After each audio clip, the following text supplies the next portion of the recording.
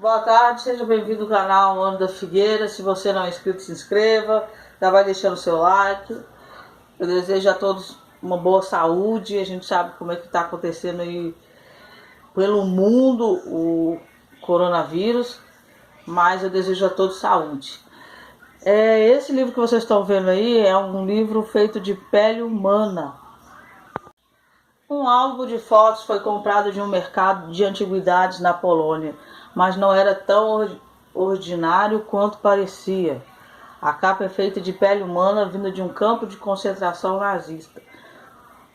Eu estou colocando isso para vocês, para vocês terem uma noção, porque todo mundo fala de grande tribulação.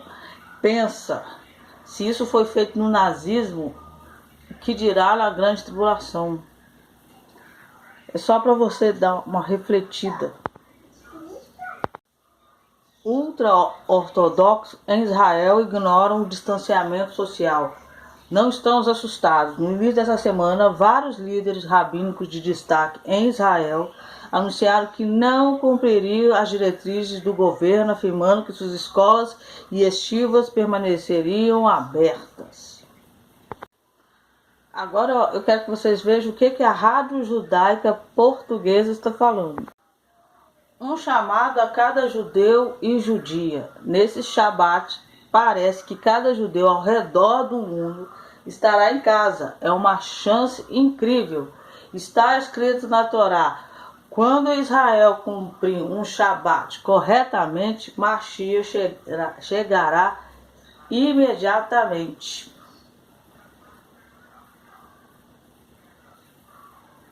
E aí tá falando como fazer o Shabat, e quem faz o Shabat igual de Israel sabe como é que faz. E aqui é para quem gosta de arqueologia judaica. Vocês já ouviram falar das Minas de Salomão? Pois é, foram encontradas. Escavações confirmam o reinado de Salomão. A matéria é enorme, como vocês estão vendo aí. Resumindo, está falando que eles conseguiram comprovar as minas do rei Salomão. Foram encontradas na Jordânia. Lá era tirado o material que foi usado para construir o terceiro templo. Então eles conseguiram provar que o rei Salomão continuou como rei sobre o reino de Edom, que faz parte da Jordânia. E comprovando a Bíblia, que muitos arqueólogos falavam que essa parte da Bíblia era ilusória. Enfim, acharam sim essas minas. E o ferro, o bronze, tudo que foi utilizado para a construção do segundo templo, do primeiro templo, foi achado. Fim dos tempos, israelenses e cidadãos israelenses que vivem no exterior e que entrevistei na semana passada, disseram que tinham um sentimento apocalíptico por causa da crescente crise de corona. Esse clima se reflete nas mídias sociais, onde todos os tipos de postagens do dia do juízo final e versículos da Bíblia sugerindo o desastre de corona acontecem. Um israelense religioso me enviou um versículo bíblico retirado do livro de Isaías, em um capítulo que trata do fim dos dias, 26:20. O versículo declara o seguinte: vem, meu povo, entre em tuas câmaras e fecha as tuas portas a teu redor. Esconde-te por um momento até que a indignação passe, pois eis que o Senhor sai do seu lugar para punir os habitantes da terra com sua iniquidade. A terra também divulgará o seu sangue e não mais cobrirá os mortos. O Senhor usará uma grande espada para punir uma serpente voadora que é como um crocodilo no mar, escreveu o profeta.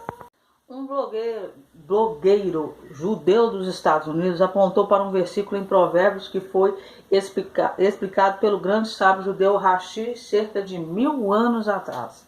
O espírito de um homem o sustentará na doença, Mashlahoi.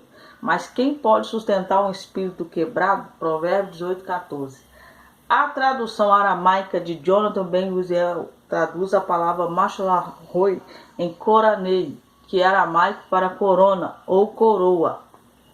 Rashi, de acordo com o blogueiro, diz que a cura para essa doença é a seguinte: alguém com uma atitude saudável, que tenta levar uma vida feliz e ele não permite que as preocupações o afetem, nenhum poder, incluindo doenças como a coroa, será capaz de consumi-lo.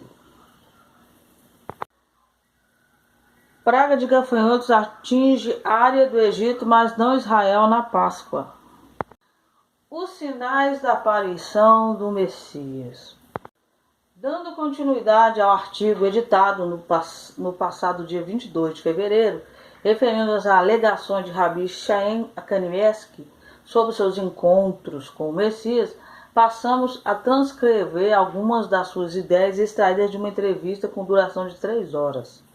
Há 5 anos atrás, o Rabi afirmava que o Messias estava às portas. Passado algum tempo, ele afirmava que o Messias tinha entrado pela porta. Há pouco tempo atrás, ele passou a afirmar que o Messias já está aqui. E, segundo ele, o Messias já fala com ele. Segundo este Rabi, o Messias já está em Israel, mas não precisou em que data ele se irá manifestar. Nas suas próprias palavras, ele já está aqui, mas não tem ainda todo o poder para agir como o Messias. Todos os sinais dados na tradição judaica do Talmud já surgiram. Todos os sinais dados na tradição judaica do Talmud já surgiram. Uma coisa que tem que falar, o Sinédrio se pronunciou muito sobre esse assunto. Eu achei muito interessante que ele falou a mesma coisa que esse Rabi falou. Que ele está aí, mas ele não tem poder suficiente, ele precisa de um poder. E aí a pessoa perguntou para ele, né, quem estava entrevistando, então como é que ele vai conseguir esse poder? E aí o Sinédrio falou que uma dessas formas dele adquirir esse poder era através de sacrifício. Que é por isso que é tão importante o governo de Israel permitir que o sacrifício da Páscoa seja feito no monte do templo. Porque isso vai fazer com que ele aumente o seu poder. Na verdade, tanto as forças de Deus como as satânicas sempre usaram sacrifício. Sempre. O sangue é a moeda corrente do reino espiritual. Sempre foi. Desde o Jardim do Éden. Porque Deus, quando colocou pele ali para cobrir Adão e Eva, ele teve que matar algum animal. Então você vê que o sangue sempre desde o Jardim do Éden, depois Deus veio com sacrifícios, depois Yeshua teve que morrer como sacrifício, e a parte satânica também mata, precisa de sangue também para atuar nessas áreas. Então eles não estão errados, né? Tem que ter um sacrifício. Só que aí, não sei se foi permitido ainda, se eu souber de alguma coisa, se a Páscoa vai ter sacrifício lá em cima do monte do templo. Se houver, eu vou estar falando aqui para vocês, e isso é importante. Gog e Magog já começou, segundo eles. Só tirar eu não tenho tempo para falar sobre Apocalipse. Infelizmente, eu tenho um tempo muito curto. Mas eu vejo que muita gente tem essa preocupação sobre arrebatamento. Vou dizer, ao meu parecer, o arrebatamento não acontecerá antes da manifestação do filho da perdição. Eu penso que não tem sentido. Todo mundo está falando que são 7 anos de tribulação. Não são 7 anos de tribulação. São 3 anos e meio, porque fala que 3 anos e meio, ele fará um acordo e tal, e todo mundo ficará em paz, será falsa paz. Então o mundo não vai estar em tribulação, vai estar todo mundo vivendo bem. É como se diz, o inferno vai ficar paradinho um pouquinho. Vai fazer com que o mundo pense que está tudo bem, está tudo certo, está tudo em paz, está todo mundo bem. Então eu não acredito que vai acontecer um arrebatamento nesse momento. Se tiver de acontecer, vai ser depois desse momento, que é quando ele vai começar a perseguir os judeus. Quando ele vai começar a perseguir os judeus? A Bíblia fala que ele vai tirar o sacrifício contínuo. Então ele vai permitir, vai construir o 3º templo, os judeus vão lá sacrificar e todo mundo vai estar feliz. Uma hora ele vai falar, não tem sacrifício não, porque eu que sou Deus aqui e acabou.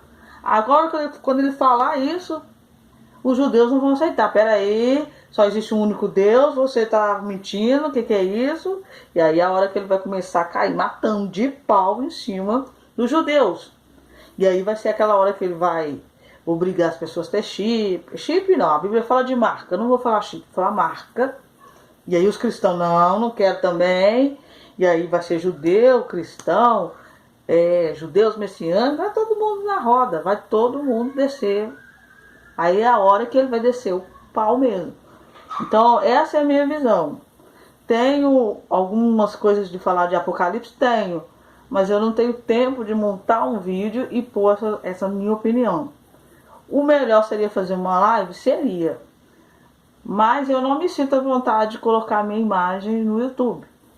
Não sou perseguida, não tenho questão de lei Maria da Penha, não tenho nada disso. É porque eu não me sinto à vontade. Às vezes que eu coloquei a minha imagem no YouTube, no canal, no início as pessoas falavam muito, você não pinta, você tá maquiada, você tá assim, você tá assado. Então eu era julgada pelo que eu vestia, por um batom, por qualquer coisa. De pessoas de igreja evangélica, de certas denominações, de certas doutrinas. Então eu queria que as pessoas olhassem o que eu falava e não a minha aparência. Mas um dia, quem sabe, eu faço uma live e a gente fala sobre Apocalipse, ou eu faço um vídeo onde eu coloco o que eu penso. Que Deus abençoe vocês.